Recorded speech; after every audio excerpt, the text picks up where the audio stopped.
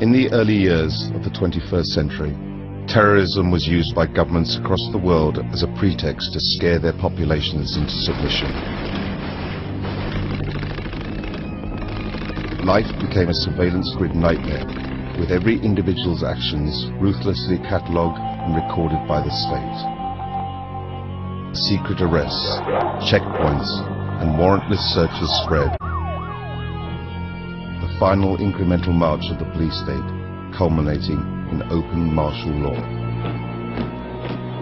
This is the story of how the elite sold their people into slavery and scared the once proud and brave people of the West into submitting to being cannon fodder in wars for world domination.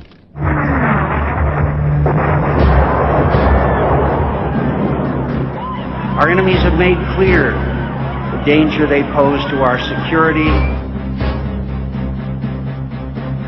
We're just right outside the security perimeter at this national security event in New York City, just a few hundred yards away from Madison Square Garden, where at least 10,000 police are stationed, supposedly providing security for the Republican National Convention and all the delegates and media that are going to be here.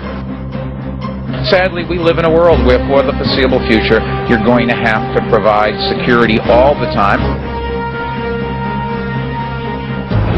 Who do you work for? Well, you need to tell us. I mean, this is a free country. Officer, can you tell me this guy's badge number? Secret police just covers his badge up? Secret police in America. This is what's called ambush journalism, and I disrespect you for that as well. So thank you and goodbye. The ritual? That's none of your damn business.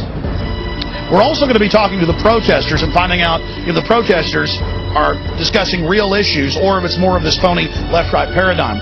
On Monday, that Zogby poll was released that showed 50% of New York City residents believe the government had foreknowledge and made a conscious decision not to intervene. 50% of the people who live in New York believe that. Both candidates are cousins. They're skull and bones. They're bringing in big government and tyranny. The evidence is clear. The military-industrial complex was intimately involved in 9/11.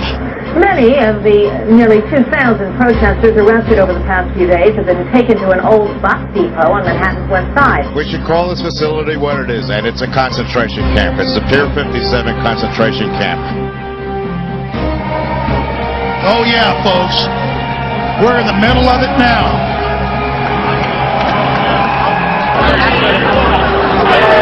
Supporting the 9/11 tragedy! Ladies and gentlemen, here is your Fuji-sponsored surveillance blimp.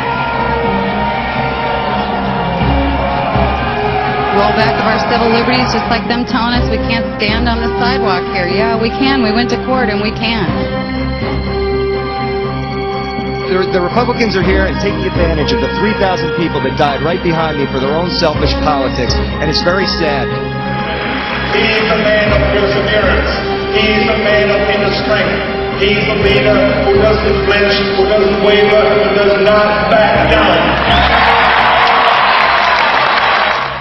On September 11th, America was attacked. Suddenly, on September 12th, according to John Ashcroft and George Bush, 270 million Americans became the suspects. Hey, Michael, why don't you talk about NORAD standing down?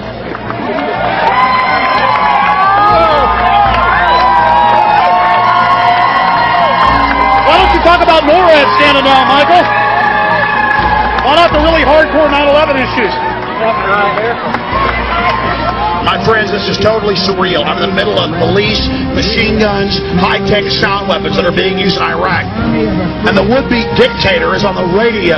I'm in the middle of New York City. It's a hellhole of surveillance and police state. And the Bill of Rights being torched, being destroyed. If you're here at 11:35, they will arrest you.